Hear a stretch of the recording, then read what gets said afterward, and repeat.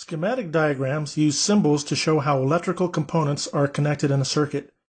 Schematic diagrams provide no indication of the physical size or location of any of the components, only their function and how they are related together electrically.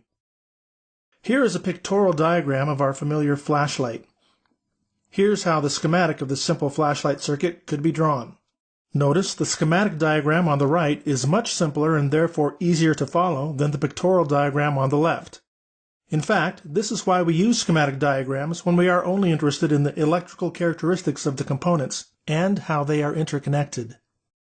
It is important to take time to make sure we understand the correspondence between the components in the flashlight diagram on the left and how each is represented in the schematic diagram on the right, including the conductors that make up the electrical connections.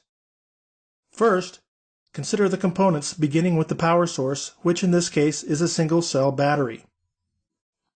In the pictorial diagram on the left, the battery is drawn so that it can be recognized as a battery.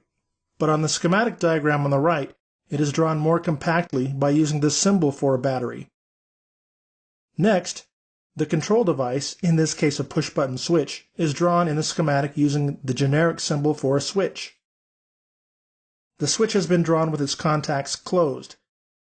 This is the position that allows current to flow through the components and conductors that make up the circuit.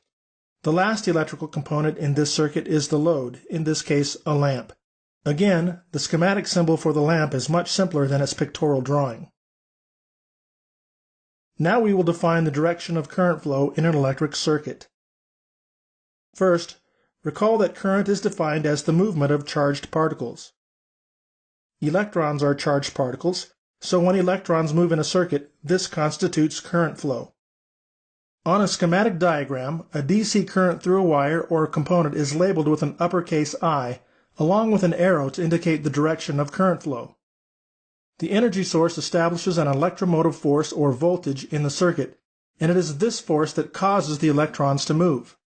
More specifically, electrons have a negative charge so that they are at the same time repelled away from the negative terminal and attracted towards the positive terminal of the battery. If there is a conductive path through which the electrons can move under the influence of this force, they travel through the wires, through the closed switch, through the load, and return to the positive terminal of the battery. In this course, we will use electron current flow, as shown here.